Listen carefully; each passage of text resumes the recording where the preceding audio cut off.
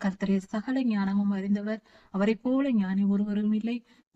மனிதன்தான் புல்லுக்கும் பூவுக்கும் உள்ள வாழ்நாள் போல நமக்கும் உள்ளது. அதனால் தயவு செய்து நம்மை நாம் அறிந்து கொண்டு கர்த்தருக்கு முன்பாக உயர்த்தாதிருப்போமாக. யோபோயாவின் வார்த்தைகளைப் போல நம் வார்த்தைகளை எப்பொழுதும் தாழ்மையுள்ளவதாய் இருக்கட்டும். நம்முடைய பிதாவாகிய தேவனுடைய அன்பும் ஆண்டவராகிய இயேசு கிறிஸ்துவின் கிருபையும் சமாதானமும் உங்கள் அனைவரோடும் கூட என்றென்றைக்கும் இருப்பதாக. தலைப்பு: நான் உன்னை விட்டு விலகுவதும் இல்லை, உன்னை கைவிடுவதும் இல்லை. யோபு 12ஆம் அதிகாரம். சோப்பார் என்ற யோபோயாவின் நண்பர் பல காரியங்களை குறித்து பேசினார். அவர்களுடைய யோபோயாவினுடைய 3 நண்பர்களும் யோபோயாவை குறித்து பேசினார்கள். ஒருவர் உம்மிடத்தில் அக்கிரமம் இருந்திருக்கும், அதனால் இப்படி நடந்தது என்று சொல்லியிருக்கிறார். ஒருவர் உம்முடைய பிள்ளைகள் தவறு செய்திருப்பார்கள், அக்கிரமம் செய்திருப்பார்கள், நீர் அதை குறித்து ஜெபித்து கர்த்தரிடத்தில் மன்னிப்பை பெறாமல் விட்டு விட்டீர், அதனால் இப்படி நேர்ந்தது என்று சொன்னார்கள். அடுத்தது ஒருத்தர், நீர் வாய் பேச்சினால் பரியாசம் செய்வீர், அதிகமாய் பேசுவீர், அதிகமாய் நீர் மற்றவர் மனதை காயப்படுத்தி இருக்கிறீர், பல பாவங்கள் செய்திருக்கிறீர், அதனால் தான் இப்படி நடந்திருக்கிறது என்று சொல்லி உம்முடைய இருதயத்தை சுத்திகரித்துக் கொள்ளும், உம்முடைய வீட்டை சுத்திகரித்துக் கொள்ளும், அப்பொழுது இந்த துன்பம் நீங்கும் என்று சொல்லுகிறார்கள். இப்படி 3 பேரும் யோபோயாவை குற்றப்படுத்தும்படியாக சில காரியங்கள் பேசுகிறார்கள். இந்த நண்பர்கள் பேசிய வார்த்தைகள் எல்லாம் யோபோயாவுக்கு தேவையில்லை, ஆனால் இது நமக்கு பொருந்தும். பாவம் செய்கிற இந்த காலத்தில் வாழ்கிற நமக்கு என்னென்ன தவறு செய்தால் நமக்கு என்ன நடக்கும் என்ற ஒரு மிகப்பெரிய வெளிப்பாட்டை இந்த 3 நண்பர்களும் இந்த வேத பகுதிகளில் கொடுத்திருக்கிறார்கள். அந்த வசனத்தை நாம் வாசிக்கும் பொழுது இவைகள் எல்லாம் கர்த்தருடைய வார்த்தையினால் கர்த்தரே எழுதி கொடுத்திருக்கிறார். அதனால் இந்த பரிசுத்தமான வார்த்தைகள் நமக்கு பொருந்தக்கூடியது, அதை புரிந்து கொள்வோம். அடுத்தது, இந்த வார்த்தைகள் யோபோயாவுக்கு பொருந்தாது. அவர் நீதிமானாய் இருந்தார், அவர் குற்றம் செய்யவில்லை. ஆனாலும் இவர்களுக்கு பதில் உத்தரவு சொல்லுகிறார்.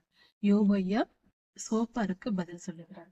என்னவென்றால், யோபோயா சொல்லுகிறார், ஆமாம், நீங்கள் ஞானம் உள்ளவர்கள், உங்களுடைய ஞானம் உங்களோட சாகும்.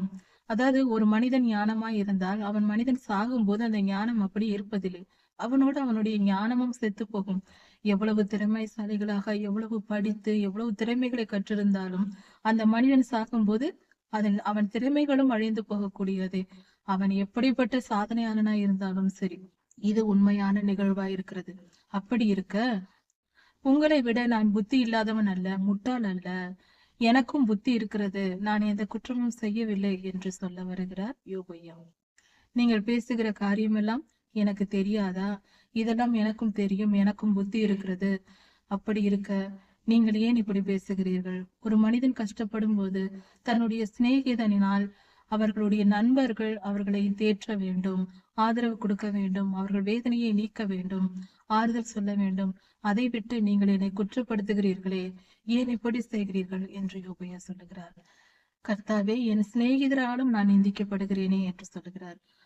அவருக்கு இவ்வளவு துன்பம் வந்தது, அவர் குடும்பத்தார், அவரது மனைவியும் நிந்தித்தார், அவருடைய நண்பர்கள் வந்தார்கள், அவர்களும் நிந்திக்கிறார்கள். நீர் தவறு செய்தீர், நீர் தப்பு செய்தீர் என்று எல்லோரும் நிந்திக்கிறார்கள். நான் கர்த்தரிடத்தில் பேசுவேன், நான் இதையெல்லாம் அவரிடத்தில் சொல்லுவேன், அவர் எனக்கு மறு உத்தரவு தருவார், அவர் எனக்கு பதில் தருவார், நான் கர்த்தரிடம் சொல்லுகிறேன் பார் என்று மகா வேதனையோடு யோபோயா சொல்லுகிறார். உத்தமனாகிய நீதிமான் பரியாசம் பண்ணப்படுகிறான். கர்த்தாவே, உம்மில் நான் உத்தமமாய் நடந்தேன், நீதியின்படி நடந்தேன், நேர்மையாய் நடந்தேன், என்னை இவர்கள் பரியாசம் பண்ணுகிறார்களே, சற்று பாரும், என்னை திரும்பி பாரும் என்று யோபோயா அங்கலாய்க்கிறார். ஆபத்துக்குள்ளானவன் சுகமாய் இருக்கிறவனுடைய நினைவில் இகழ்ச்சி அடைகிறான். நன்றாக, ஆரோக்கியமாக, சந்தோஷமாக வாழ்கிறவர்கள் கஷ்டப்படுகிறவர்களை பார்த்து கேவலமாய் நினைக்கிறார்கள், அவர்களை துன்பப்படுத்துகிறார்கள், வேதனைப்படுத்துகிறார்கள், மரியாதை குறைவாக நினைக்கிறார்கள். கஷ்டப்படுகிற எல்லோருக்கும் இப்படிப்பட்ட நிகழ்வு வருகிறது. நன்றாய் இருப்பவர்கள் இவர்களை பார்த்து பரியாசம் பண்ணுவது வழக்கமாய் இருக்கிறது. அப்படிப்பட்ட துன்பம் எனக்கு நேரிட்டது என்று யோபோயா சொல்லுகிறார். திருடர்களுடைய கூடாரங்களிலும் செல்வம் உண்டு, அங்கேயும் பணம் இருக்கும், பொக்கிஷங்கள் இருக்கும். துன்மார்க்கரையும் கர்த்தர் ஆசீர்வதிக்கிறார், கர்த்தருடைய ஆசீர்வாதம் அவர்களிடத்திலும் இருக்கிறது. அவர்களும் பணம், பொருள் என்று துன்மார்க்கரும் வைத்திருக்கிறார்கள். அவர்கள் கையிலே தேவன் கொண்டு வந்து கொடுக்கிறார், அவரே கொண்டு வந்து கொடுக்கவும் செய்கிறார். வானத்தில் உள்ள பறவைகளை கேட்டுப்பார், மிருகங்களை கேட்டுப்பார், பூமியை கேட்டுப்பார், அதிலுள்ள கடலை கேட்டுப்பார், கடலில் உள்ள மிருகங்களை கேட்டுப்பார், கடலின் மச்சங்களை நீர் கேட்டுப்பாரும். கர்த்தரே இதை செய்தார் என்பது எல்லோருக்கும் தெரியும். என்னுடைய துன்பங்கள் கர்த்தரால் கொடுக்கப்பட்டது. அவரே இதை செய்தார். அவர் அல்லாமல் வேறு யார் செய்யக்கூடும் என்று யோபையா சொல்லுகிறார். சகல பிராணிகளின் ஜீவனும் சகல மனிதர்களின் ஆவியும் அவர் கைகளில் இருக்கிறது. வாயானது போஜனத்தை ருசி பார்ப்பது போல, வாயானது நம்முடைய சாப்பிடும் பொருள்களை ருசி பார்க்கிறது. நாம் காதில் கேட்கும் சொற்கள், அந்த சொற்கள் காதால் கேட்கப்பட்டு அதன் பொருளை நாம் உணர்ந்து கொள்கிறோம். அதுபோல முதியோரிடத்தில் ஞானமும் ஆலோசனையும் உண்டு, அவரிடத்தில் பெரியோர்களிடத்தில் புத்தி உண்டு. அப்படி இருக்க கர்த்தர் எவ்வளவு பெரியவராய் இருக்கிறார். மனிதர்களின் முதியோரிடத்திலேயே அவ்வளவு ஞானமும் புத்தியும் இருக்குமானால் கர்த்தர் மகா பெரியவராய் இருக்கிறார். அவரிடத்தில் ஆலோசனையும் புத்தியும் ஞானமும் எவ்வளவாய் இருக்கும். அவருடைய ஞானம் மகா பெரியது என்று சொல்லுகிறார் யோபையா. இதோ அவர் இடித்தால் அதை கட்டுபவன் யார்? அவர் ஒரு மனிதனை அடைத்தால் அந்த மனிதனை விடுவிக்க கூடியவன் யார்? அவர் செய்கைகளை குறுக்கே நின்று மறிப்பது யாரால் முடியும்? அவர் நினைத்தால் அவர் நினைத்ததுதான். அவர் அவ்வளவு பெரியவர், அவருக்கு முன்பாக ஒருவரும் நிற்க முடியாது என்று கர்த்தருடைய வல்லமையை குறித்து யோபையா சொல்லுகிறார். இதோ அவர் தண்ணீர்களை அடைத்தால் பூமி வறண்டு போகும், உலர்ந்து காய்ந்து போகும். அவர் மனம் வைத்து அனுப்பினால் அது பூமியை கீழது மேலது ஆக்கும். கீழே இருக்கிற பூமி மேலே வரவும், மேலே இருக்கிற பூமி கீழே போகும்படியாக பூமியின் தட்டுகளை மாற்றி அமைக்கக்கூடிய அளவுக்கு அது மாறும் என்று சொல்லுகிறார். நோவாயாவின் காலத்தில் இப்படிதான் நடந்தது. அதை குறிப்பிட்டு யோபையா இந்த இடத்தில் சொல்லுகிறார். அவரிடத்தில் பலமும் ஞானமும் உண்டு. அவரிடத்தில் பலன் இருக்கிறது, ஞானம் இருக்கிறது. மோசம் போக்குகிறவனும் மோசம் போகிறவனும் இருவரும் அவருடைய கைகளில் இருக்கிறார்கள். இரண்டு தரப்பினருக்கும் கர்த்தர் பார்த்து கொண்டுதான் இருக்கிறார் என்று சொல்லுகிறார். அவர் ஆலோசனைக்காரரை சிறைப்பிடித்து நியாயாதிபதிகளை மதிமயக்குகிறார். அவர்கள் ஞானம் அவர்களுக்கே பைத்தியம் போல தோன்றுகிறது. அப்படி அவருடைய அந்த மனிதர்களுடைய நியாயத்தையே அவர் கவிழ்த்து போடுகிறார். அவர்கள் சிந்தையை குழப்புவார் என்று சொல்லப்படுகிறது. மனிதனுக்கு ஞானத்தை கொடுக்கிறவரும் அந்த ஞானத்தை தெளிவான ஞானமாய் அவனுக்கு உருவாக்கி கொடுக்கிறவரும் கர்த்தரே. அந்த தெளிந்த புத்தி என்பதை கர்த்தரே கொடுக்கிறார். அதை புரிந்து கொள்ள வேண்டும். நம்முடைய சிந்தனையின் மேலும் அவரால் ஆளுகை செலுத்த முடியும் என்பதை தெளிவாய் புரிந்து கொள்ள வேண்டும். நியாயாதிபதிகளின் நியாயத்தை அவர் மதிமயக்குகிறார் என்று சொல்லப்பட்டிருக்கிறது. அவர் நினைத்தால் எதையும் செய்வார். அடைக்கப்பட்ட துன்பப்பட்டு கொண்டிருக்கிற அடிமையாய் இருக்கிற ராஜாக்களின் கட்டுகளை அவர் விடுவித்து அவர்களை காப்பாற்றி அவர்களுக்கு கச்சை கட்டி அவர்களை உயர்த்த கர்த்தரால் முடியும். ஒரு மனிதன் தாழ்த்தப்பட்டு துன்பத்தில் கிடப்பானால் அந்த மனிதனை உயர்த்த அவரால் முடியும் என்று யோபையா சொல்லுகிறார். அவர்கள் பெரிய பதவி வைப்பவர்களாக இருந்தாலும் பலவான்களாய் இருந்தாலும் அவர்களையும் உயர்த்தவும் தாழ்த்தவும் கர்த்தரால் முடியும். அவர் எதையும் செய்வார் என்று சொல்லுகிறார்.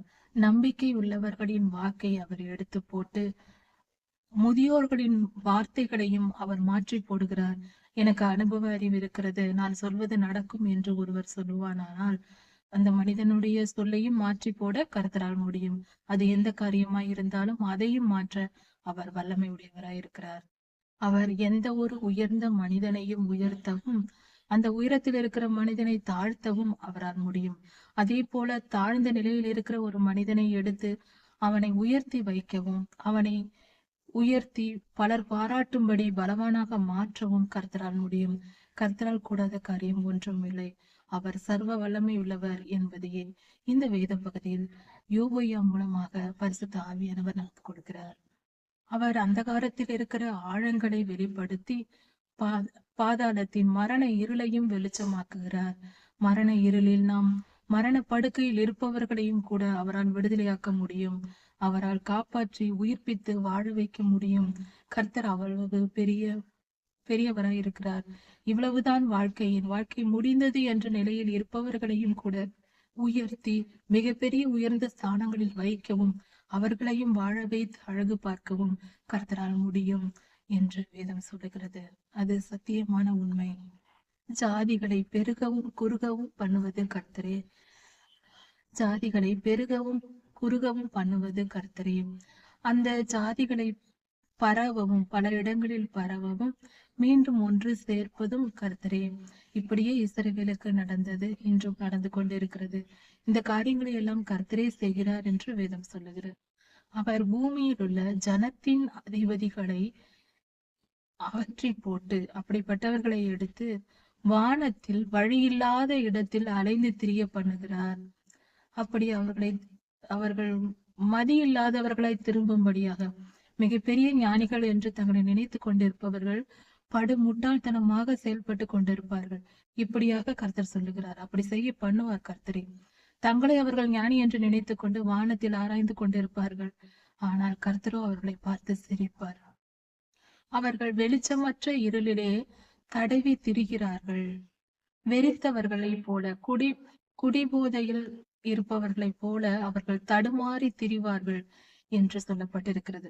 இந்த வசனங்கள், இந்த கடைசி 2 வசனங்களையும் பார்க்கும் பொழுது ஒரு காரியம் வெளிப்படுகிறது. தடவி திரிவது என்பது ஸ்பேஸில் நடக்கக்கூடிய ஒரு காரியம். அதில் மிதந்து கொண்டு தடவி கொண்டுதான் திரிவோம். அதே போல அந்த இடத்தில் இருள் இருக்கும், வெளிச்சம் இருக்காது போன்ற காரியங்களும் உண்மை. இன்னொன்று, வானத்தின் உயரத்திலேயே வழி இல்லாத இடத்திலே என்று சொல்லப்பட்டிருக்கிறது. முழுக்க முழுக்க இது ஒரு தீர்க்க தரிசன வார்த்தையா இருக்கிறது. இந்த 2 எல்லாமே தீர்க்க தரிசன வார்த்தைகள் தான். அதிலும் இந்த 2 வசனங்களும் ஸ்பேஸை குறிக்கிறது, ஸ்பேஸ் ரிசர்ச்சை குறிக்கிறது. இப்படி ஜனங்களை சுற்றி தெரிய பண்ணி கர்த்தர் வேடிக்கை பார்த்து கொண்டிருக்கிறார்.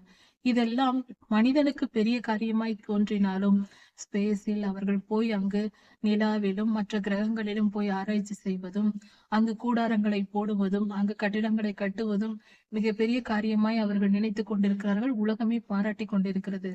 ஆனால் இதெல்லாம் அற்பமான ஒரு காரியமாக கர்த்தர் சொல்லுகிறார். இது போன்ற பிரயோஜனமற்ற காரியங்களை செய்யும்படி கர்த்தரே அலைய பண்ணுகிறார் என்று சொல்லப்பட்டிருக்கிறது. கர்த்தரே இந்த காரியங்களை செய்ய பண்ணுகிறார் என்று சொல்லப்பட்டிருக்கிறது. கர்த்தருடைய நாமம் மகிமைப்படுவதாக. கர்த்தரே சகல ஞானமும் அறிந்தவர். அவரை போல ஞானி ஒருவரும் இல்லை. மனிதன்தான் புல்லுக்கும் பூவுக்கும் உள்ள வாழ்நாள் போல நமக்கு உள்ளது. அதனால் தயவு செய்து நாம் அறிந்து கொண்டு கர்த்தருக்கு முன்பாக உயர்த்தாதிருப்போமாக. யோபோயாவின் வார்த்தைகளைப் போல நம் வார்த்தைகளை எப்பொழுதும் தாழ்மை உள்ளவதாய் இருக்கட்டும்.